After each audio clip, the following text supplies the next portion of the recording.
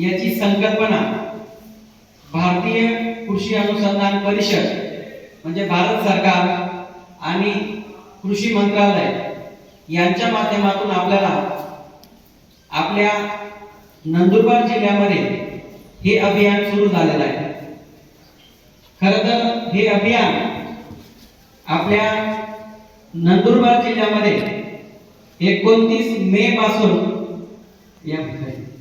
29 मे पासून तर आज 12 जून म्हणजे या अभियानाचा शेवटचा दिवस होता।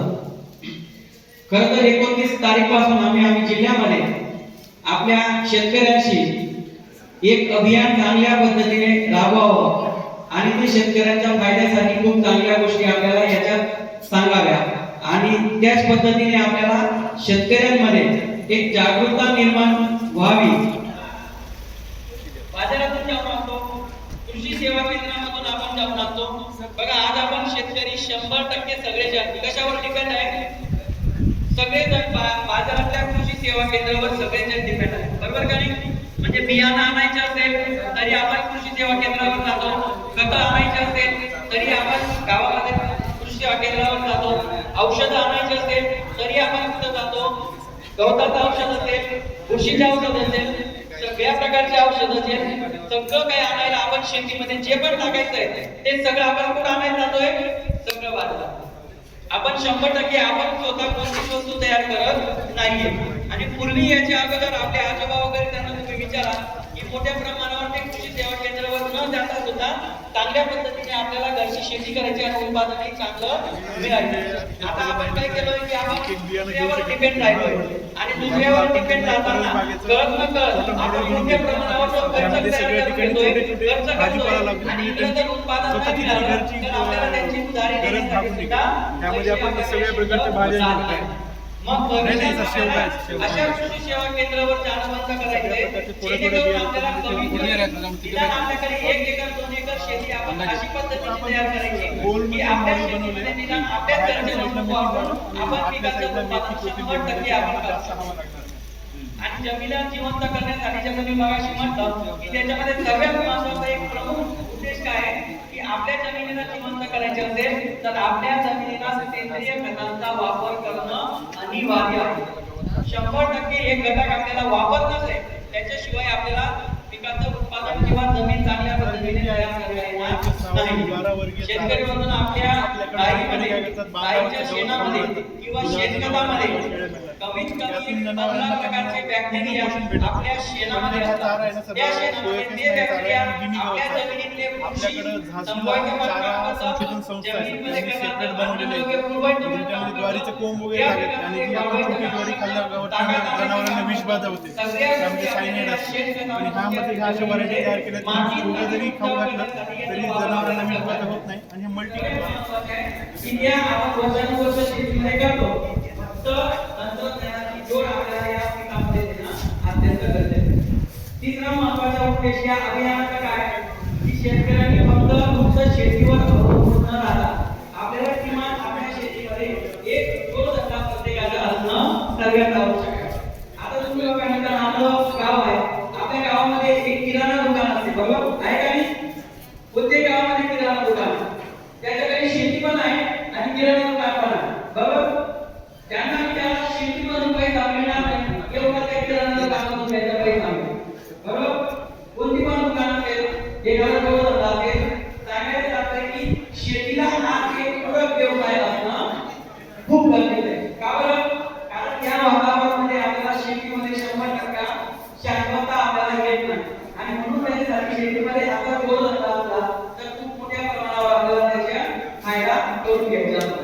आज आपला खर्च मोठ्या प्रमाणावर होतोय पण पिकाचं उत्पादन आपल्याला कमी मिळतं। त्याच पद्धतीने एक सगळ्यात दुसरा महत्त्वाचा मुद्दा की पिकाचं उत्पादन घेतल्यावर नुसतं बाजारामध्ये विक्रीसाठी आपण नेऊन टाका प्रत्येक गोष्ट, कारण जे पण धान्य आपण पिकवतोय ते सगळं धान्य आपण काय पिकवतो का त्याला नाही मिळत। सोयाबीनचा भाव 7,000 रुपये पण आपण आपला माल घेऊन गेलो तर त्याचा भाव किती मिळतो? 5,000 रुपये। का बरं मिळतो?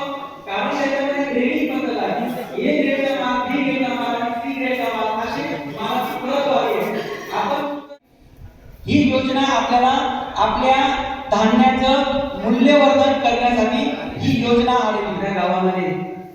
विकसित कृषी संकल्प अभियान हे अभियान भारत सरकार कृषी मंत्रालय यांच्या माध्यमातून आणि यांच्या मार्गदर्शनाने आपल्या या नंदुरबार जिल्ह्यामध्ये गेल्या 29 मे पासून तर आज शेवटची सांगता आपण या मोहोळ गावामध्ये आता करत आहोत.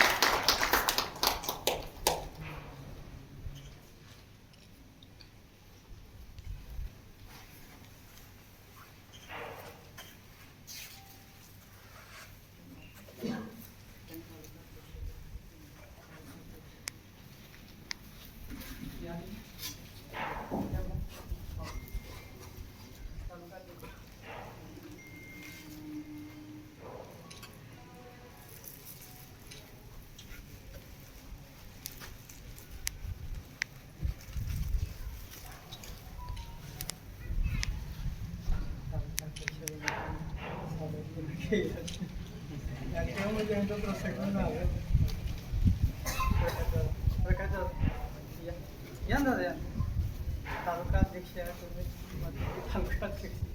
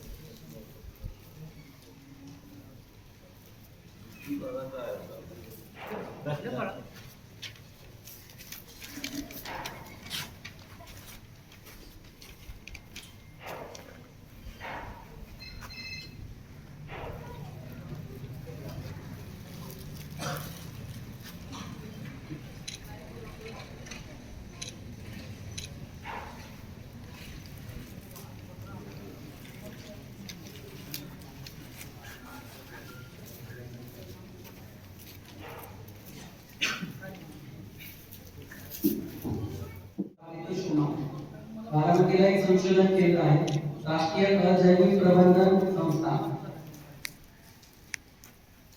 आजच्या या अभियानाच्या कार्यक्रमासाठी आपल्या कार्यक्रमाची सांगता करण्यासाठी, कार्यक्रमाचा शेवट करण्यासाठी आपल्या कार्यक्रमासाठी उपस्थित झालेले प्रमुख पाहुणे माननीय राजदादाजी आमदार यांचे स्वागत करण्यासाठी कृषी विभागाचे तालुका कृषी अधिकारी माननीय वनवी मॅडम त्यांना विनंती करतो की त्यांनी दादाचे स्वागत पुष्पगुच्छ देऊन करावे।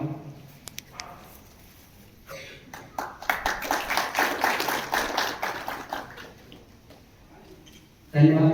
त्याचबरोबर आजच्या कार्यक्रमासाठी उपस्थित झालेले आपल्या नंदुरबार जिल्ह्याचं गव्हर्नमेंट शासकीय कृषी महाविद्यालय येथील सहयोगी प्राध्यापक माननीय डॉक्टर फुले सर हे सुद्धा आपल्या कार्यक्रमासाठी उपस्थित झाले आहेत। मी वनवी मॅडमला विनंती करतो की त्यांनी सरांचं स्वागत करावं।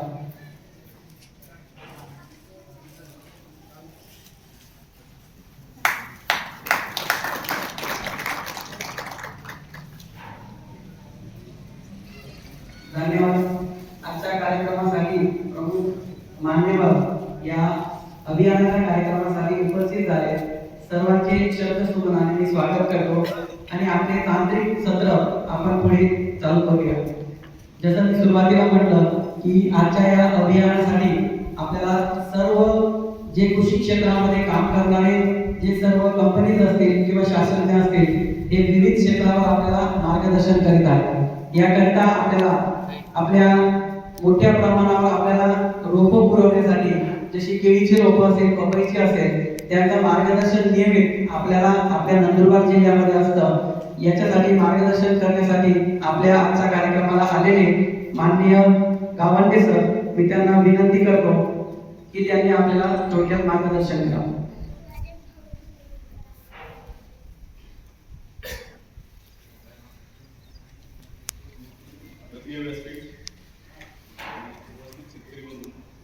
नमस्कार। गावंडे जैन इरिगेशनच्या वतीने आपल्या जिल्ह्याचं काम पाहतो। तर जैन इरिगेशन पपई आहे, बाकी जे काही रोपं आहेत त्याच्यामध्ये आपल्याला डाळिंब आहे किंवा त्या भागामध्ये घेतलं नाही जातं। परंतु जैन इरिगेशनच्या वतीने हायटेक नर्सरी गडगावला आहे, तर त्या ठिकाणी आपण सर्व प्रकारची रोपं तयार केली जातात। त्यामध्ये आंबा असेल, सीताफळ असेल किंवा अगदी कांदा लसूणपासून तर ही सगळी प्रकारची रोपं तयार केली जातात। उद्देश एवढाच आहे की शेतकऱ्यांना चांगल्या प्रतीची रोपं ही पुरवल्या गेली पाहिजे। त्यासाठी सगळ्यात महत्त्वाचा असतो मीडिया, त्याच्या माध्यमातून मुलाची पांढऱ्या मुलांची डेव्हलपमेंट होते। आपण बघताय केळी पपईमध्ये जशी व्हाईट हेअर रूट्स याच्यामध्ये स्प्रेमध्ये, तशी ही प्रत्येक रोपाला जर चांगला मीडिया असेल तर झाडं चांगली शेतामध्ये जगतात आणि त्याला चांगलं उत्पन्न येण्यास मदत होते। तर हा एक कंपनीने नव्याने 2-3 वर्षापासून हा प्रयोग चालू केलेला आहे। तसं मुळात जैन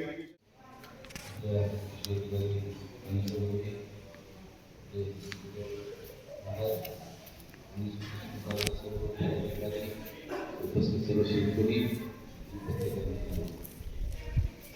हे अभियान 29 मे पासून तर आजचा शेवटचा दिवस आहे, पण संपूर्ण महाराष्ट्रामध्ये संपूर्ण भारतामध्ये शेतकऱ्यांना पूर्व हंगामासाठी काय लागवड करावी, कशी करावी त्याचं मार्गदर्शन करण्यासाठी संपूर्ण राज्यामध्ये आणि देशामध्ये हजारो शास्त्रज्ञ आणि केविकेचे पदाधिकारी केविकेच्या माध्यमातून आणि तालुकास्तरीय जिल्हास्तरीय जे काही कृषी अधिकारी यांच्या माध्यमातून संपूर्ण राज्यामध्ये भारतामध्ये हे अभियान सुरू आहे। शेतकऱ्यांना हंगामासाठी लागवडीसाठी काय काय त्यांना माहिती दिली पाहिजे असं अभियान सुरू आहे। त्या 15-21 तारखेपासून आपल्या तालुक्यातील सुरू बऱ्याच गावांना हे अभियानामार्फत माहिती देण्यात आली। शेतकऱ्यांना जे सर्व अधिकारी उपस्थित आहेत ते माहिती त्यांनी दिली। आजचा शेवटचा दिवस आहे, त्या दिवसामध्ये 4-5 ठिकाणी मार्गदर्शन केले शेतकऱ्यांना। त्या दृष्टीने अभियान अतिशय मोलाचं आहे। देशाचे यशस्वी पंतप्रधान आदरणीय मोदी साहेब यांच्या मार्गदर्शनाखाली आपल्या देशाचे कृषी मंत्री माननीय आमदार चव्हाण साहेब यांच्या या संकल्पनेतून हे अभियान सुरू आहे. त्याच्यामध्ये ही माहिती देताना आपण तंत्रज्ञानाचा वापर केला पाहिजे, आधुनिक तंत्रज्ञानाचा वापर केला पाहिजे असं अपेक्षित आहे. परंतु तसं होत नाही आणि आपल्या शेतीची जमिनीची जी काही किंमत आहे त्यात कसं काय तपासणी करून घेतली पाहिजे. आता गावोगावी तालुका लेवलला देखील आपले जमिनीची तपासणी ते आपण करत नाही. ते जमीन कुठल्या पिकात योग्य आहे त्यातून माहिती घ्यायची, आपण ते पीक लावलं पाहिजे. जर त्या पिकास योग्य नसेल जमीन तर पीक लावून उत्पन्न होणार नाही. अशा पद्धतीने मार्गदर्शन नेहमी आपले कृषी अधिकारी नेहमी केव्हीके मार्फत परंतु आपण त्या पद्धतीने करत नाही म्हणून उत्पन्नात घटक होतात, ते वाढ होताना दिसत नाही. आणि आपल्या देशामध्ये एकच पण कापूस लावला सर्व कापूस लावू शकतात, केळी लावली सर्व केळी लावू शकतात, मिरची लावली सर्व मिरची लावू शकतात. अशा पद्धतीने शेती केली करतात असल्याने भावाची फरक पडतो. उत्पन्न जास्त वाढले किंवा तिथे दर कमी होतात अशी परिस्थिती होते. म्हणून वेळोवेळी त्या ठिकाणी जास्त दर होणार नाही. बरा विषय झाला आहे. आपल्याला या विषयात सर्व शास्त्रज्ञांनी सर्व कृषी अधिकाऱ्यांनी अतिशय मनाचं मार्गदर्शन केलं की कशी शेती केली पाहिजे. आपल्या भारत सरकारच्या कृषी मंत्री महोदयांकडून असं अपेक्षित आहे की हे अभियान संपूर्ण राज्यभर संपूर्ण देशावर राबवून शेतकऱ्यांना याची माहिती देऊन शास्त्रज्ञांमार्फत अधिकाऱ्यांमार्फत माहिती देऊन त्यानंतर त्यांचे फीडबॅक घेऊन त्यांची काय प्रतिक्रिया आहे त्याचं काय मत आहे संदर्भात ती माहिती घेऊन ही माहिती संपूर्ण केंद्र सरकारला कृषी विभागाला सादर झाली पाहिजे, जेणेकरून पुढचं धोरण ठरवताना कृषी धोरण ठरवताना किंवा योजना ठरवताना त्यासाठी मदत होईल. आणि भारतामध्ये आपण कृषीप्रधान देश आहे, त्यामध्ये चांगल्या पद्धतीने कृषी विभागात यंत्रणा किंवा यंत्र चांगले कसे आपण वापरले पाहिजे. शासनामार्फत योजना दिल्या जातात, त्या यंत्रामध्ये बदलून काही यंत्र आपल्याला दिलं जातं, आपल्याला त्याचा वापर होत नाही. ड्रोनचा वापर आता तर असं AI मार्फत एवढे यंत्र आता आलेले आहे की तुम्ही तुमच्या जमिनीला किती पिकाला किती पाणी दिलं पाहिजे, किती खत दिलं पाहिजे एवढं सुद्धा अचूकपणे सांगू शकतात. तेवढंच दिलं गेलं पाहिजे. म्हणजे पाण्याची बचत होऊ शकते, खताची बचत होऊ शकते. अशा पद्धतीने असं यंत्र आता सध्या आपल्या भारतामध्ये आहे. अतिशय मोठ्या प्रमाणात याचा वापर कृषीमध्ये सर्व क्षेत्रामध्ये होतोय.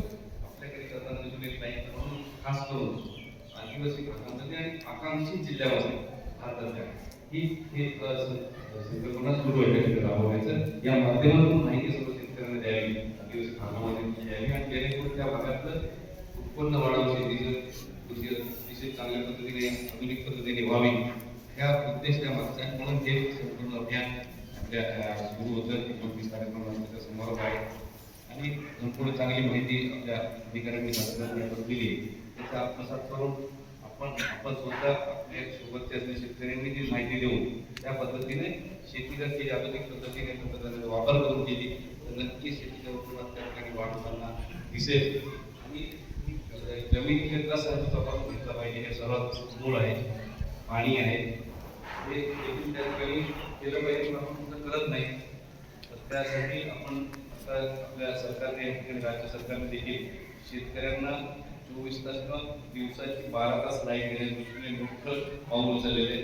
आणि ते मुख्यमंत्री संजीवनी कृषी योजना जी आहे त्याच्या अंतर्गत गावोगावी त्या ठिकाणी जमीन भाडेकराराने घेऊन त्या ठिकाणी सोलरचे जे फीडर उभारून ती इलेक्ट्रिसिटी शेतकऱ्यांना दिवसा 7.5 HP पर्यंत मोफत कशी देता येईल यासाठी अतिशय चांगलं पाऊल सरकारने उचललंय.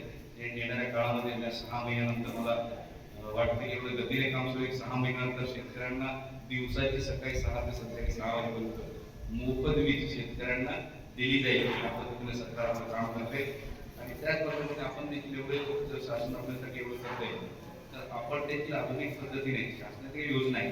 आता कृषी अधिकारी मॅडमने सांगितलं की जे काही एग्री टॅग आहे आपण कसं हे आपलं वनपट्टी जमिनी घेतो करून सर पट्टा मिळाला नाही मला तर जिओ टॅगिंग झालंय का हे विचारतो नाही झालं मग नाही. तर असं शासनाच्या ज्या काही केंद्र सरकारच्या असतील राज्य सरकारच्या असतील ज्या काही योजना असतील त्या एग्री टॅग झाल्या पाहिजे तरच मिळणार. त्याच्यामध्ये 2 दिवस तुम्ही काय पीक घेताय तुम्हाला काय ज्या योजना असतील त्या टॅग ऑनलाईन सगळं दिसून येईल. ऑनलाईन आहे आपले जे सेवा केंद्र आहेत त्या ठिकाणी गेलं की आपलं आधार कार्ड 7-12 केल्यात लागेल नोंदणी होते. तुमचं ते एक फार्मर कार्ड ID तयार होते आयडी अतिशय महत्वाची. तुम्ही शेतकरी आहात असंही ते दाखवायला ते अतिशय महत्वाचे आहे. प्रत्येक माणूस शेतकरी असं सांगू शकत नाही. तुमच्याकडे एक आयडी निर्माण होते त्याने फार्मर आयडी. तुम्ही शेतकरी आहात असं तुम्हाला एक आयडी आधार कार्ड सारखं त्या ठिकाणी मिळेल आणि त्या माध्यमातून तुमच्या नावाने त्या ठिकाणी आयडी निर्माण केली तर तुम्ही किती उत्पन्न घेतलं काय केंद्र सरकारलाही कळेल. म्हणजे अतिशय चांगल्या त्या शेतकऱ्यांना उत्पन्न घेतलं असेल तर केंद्र सरकार किंवा सुचवेल की ह्या माणसानं चांगलं उत्पन्न घेतलेले हे पीक घेतलेले ह्या घेतलेलं त्यांना अजून मदत करा असंही सुचवू शकते. त्या पद्धतीने तुमच्या आयडीवरून संपूर्ण भारतातल्या ऑनलाईन पद्धती आयडीवरून सर्व तुम्ही काय घेतलं काय सर्व माहिती केंद्र सरकार मिळू शकेल, राज्य सरकार मिळू शकेल. तुम्हाला प्रोत्साहन त्या ठिकाणी कृषी अधिकाऱ्यांमार्फत शासनामार्फत अतिशय चांगल्या पद्धतीने मार्गदर्शन होऊ शकेल. तुम्हाला आर्थिक मदत मिळू शकेल, चांगल्या योजना तुम्हाला मिळू शकतील. त्यासाठी अतिशय महत्त्वाचं म्हणून सर्वांना माझी विनंती की आपण सर्वांनी ऍग्री टॅग करून घेणं फार आवश्यक आहे. त्याशिवाय तुम्ही शेतकरी आहात असं गृहीत धरलं जाणार नाही, कुठल्याही योजनेचा लाभ मिळणार नाही. त्याच्यापूर्वी तुम्हाला नुकसान भरपाई जरी झाली तरी सुद्धा तुम्ही जर ऍग्री टॅग आहे की नाही हे विचारात घेतलं जाईल नसेल तर त्या ठिकाणी अडचण निर्माण होतील. नुकसान भरपाई देताना आम्ही त्या ठिकाणी फिरतो, शेतकरी अतिशय कर्जाने किंवा पैसे उठून आपलं पिकं त्या ठिकाणी उत्पादन निर्माण करण्याचा प्रयत्न करतो. नैसर्गिक आपत्ती असेल अशा काही घटना घडतात त्याच्याने नुकसान होतं. त्या टायमाला आमची किंवा शासनाची एक हे असते मानसिकता की त्यांना आर्थिक मदत मिळावी, त्याला संकटातून बाहेर काढावं. ह्या ज्या काही गोष्टी आहेत त्या नसल्या की अडचणी निर्माण होऊ शकतात. म्हणून आपण सर्व शेतकऱ्यांनी ऍग्री टॅग त्या ठिकाणी नोंदणी करून घ्यावी अशी सर्वांना विनंती आहे. आपण करून घ्यावी आणि आपल्या सोबतच्या शेतकऱ्यांना मी स्वतः माझा व्हिडिओ तयार करून एक त्या ठिकाणी मी प्रसारित करेन. आता त्या ठिकाणी सर्व शेतकऱ्यांनी ऍग्री टॅग प्रमाणे नोंदणी करून घ्यावी. शेवटच्या सेवा केंद्रावर जावं, आपला आधार कार्ड आणि सातबारा घेऊन जावं, नोंदणी करून घ्यावी असं सर्वांना विनंती करेन. आपण त्या ठिकाणी प्रत्यक्ष ऐकलं आपण सुद्धा करून घ्यावी. आता मॅडमने विचारल्यानंतर फक्त 4 ते 5 शेतकऱ्यांनी सांगितलं आम्ही नोंदणी केली. तर ते दुर्दैव आहे, तर झालं पाहिजे. आपला आकांक्षित जिल्हा आहे म्हणून त्या ठिकाणी सर्व सुविधा शासनाच्या केंद्र सरकारच्या राज्यात जे काही कृषीविषयक जे काही योजना आहेत, जे काही आपलं धोरण आहे तुमच्यापर्यंत पोहोचलं पाहिजे असा उद्देश आहे त्या मागचा. शासनाचा उद्देश आहे त्या आपण देखील शासनाला सहकार्य केलं पाहिजे. आपल्यासाठी आहे, आपलं त्या ठिकाणी आपल्या परिसरातलं कृषीचं उत्पन्न वाढावं त्या मागचा उद्देश आहे. त्यासाठी आपल्याला योजनांचा लाभ कसा देता येईल जास्तीत जास्त त्यासाठी सरकारचा आपला प्रामाणिक प्रयत्न आहे. त्या धोरणाचा आपण पुरेपूर त्या ठिकाणी आपण उपयोग घ्यावा अशी माझी विनंती. सर्वांनी मार्गदर्शन केल्यापेक्षा जास्त बोलणं योग्य नाही, परंतु ह्या काही ज्या गोष्टी आता इथल्या मार्गदर्शन करणाऱ्या वक्त्यांनी सांगितल्या त्या मनात ठेवून त्याबद्दल शेती करावी अशी सर्वांना विनंती. आजच्या या कार्यक्रमात मला यायला उशीर झाला. 2-3 कार्यक्रमाला येणार होतो म्हणून माझं व्यस्त मी येऊ शकलो नाही. अतिशय मोलाचं मार्गदर्शन मी पण जरी प्रशासकीय अधिकारी होता आता आमदार आहे तरी पण छोटा शेतकरी आहे मी. माझ्याकडे पण शेती पण करतो शेती. तर त्या पद्धतीने आपणही हे आता पुस्तकी ज्ञान आहे हे आहे वेगळी गोष्ट आहे अनुभवाची. म्हणून आपले काय अनुभव आहे ते देखील फीडबॅक द्यावं असं शासनाचं धोरण आहे. शासनाने ठरवले की आपण त्यांना आता प्रत्यक्ष भेटावं, प्रत्यक्ष काय अडचणी त्या देखील सांगाव्या. म्हणजे ते तसं नोंदणी करून त्याचा अहवाल तिथं पाठवतील जेणेकरून आकांक्षित जिल्ह्यामध्ये काय अडचणी शेतकऱ्यांना हे केंद्र सरकारला कळेल, राज्य सरकारला कळेल आणि त्या दृष्टीने पुढचं धोरण कृषी धोरण ठरेल अशा प्रकारची ही संकल्पना आहे. म्हणून आपल्याला सर्वांनी सहकार्य करावं. त्या ठिकाणी उपस्थित झाला म्हणून मनापासून आभार व्यक्त करतो. मलाही या कार्यक्रमाला आपण आमंत्रित केलं. मलाही माझ्या ज्ञानामध्ये कृषीबद्दल त्याबद्दल मनापासून आभार व्यक्त करतो. धन्यवाद. धन्यवाद दादा. शेवटचे थोडे मिनिटं घेतो आता. आजच्या या अभियानाच्या माध्यमातून एक ड्रोनचं पण प्रात्यक्षिक आपण घेतलेलं आहे. ड्रोनची पण योजना आपल्याला महाराष्ट्र शासन आणि केंद्र शासन याच्या माध्यमातून आहे.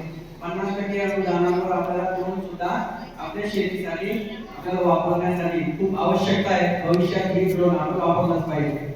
आजच्या या विकसित कृषी संकल्प अभियानासाठी आपण ज्यांना आमंत्रित केलं आणि ज्यांनी आपलं आमंत्रण स्वीकारलं तसे आदरणीय श्री राजदादा पावडी आमदार सौदा शहाला हे आपल्या कार्यक्रमाला उपस्थित झाले.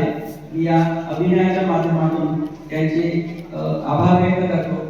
त्याचबरोबर या अभियानासाठी सहयोगी कृषी अधिष्ठाता माननीय डॉक्टर भोले सर हे सुद्धा आपल्याला उपस्थित झाले. मी त्यांचे आभार व्यक्त करतो.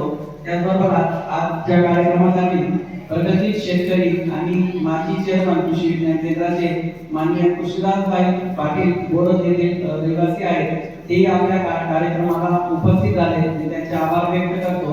त्याचबरोबर आजच्या कार्यक्रमासाठी सर्व माझे शास्त्रज्ञ, त्याचबरोबर जैन एज्युकेशनचे गोविंद पाटील सर, गावंडे सर, त्याचबरोबर इफकोचे पण अधिकारी आहेत, कृषी विभागाचे आहेत आणि त्याचबरोबर जिल्हा परिषद सदस्य हे सुद्धा आपल्या कार्यक्रमाला उपस्थित आहेत. आणि सर्वात महत्त्वाचं म्हणजे शेतकरी, आपण मागच्या 2 तासापासून विविध चर्चा आपण या अभियानाच्या माध्यमातून आपण करत आहोत. मी आजच्या कार्यक्रमाला प्रमुख पाहुणे म्हणून उपस्थित झालेले माननीय दादा यांच्या वतीने कार्यक्रम संपला असं जाहीर करतो. धन्यवाद. एक प्रात्यक्षिक आहे ग्रुपचं, ते आपण करणार आहोत. त्याच्यानंतर जेवणाची सोय आपण इथं केलेली आहे, सर्वांनी भोजन करूनच जायचंय याची विनंती. धन्यवाद.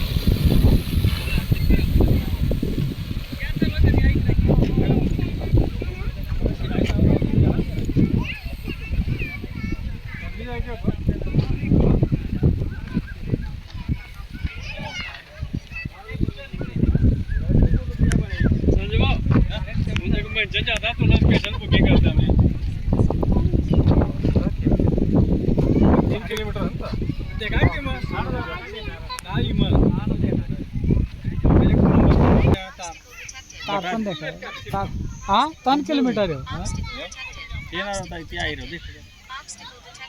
3 किलोमीटर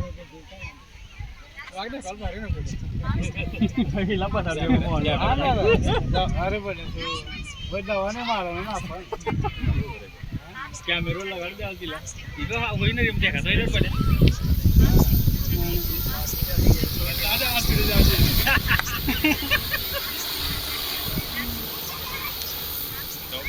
ए चिडकोन जा तुला किती बोले आपला भी यार हारी नहीं जा वजन खूप टेन्शन नाही वजन खूप मध्ये लागणार बो त्यांचा बंगले लागू आहे तरी चला हो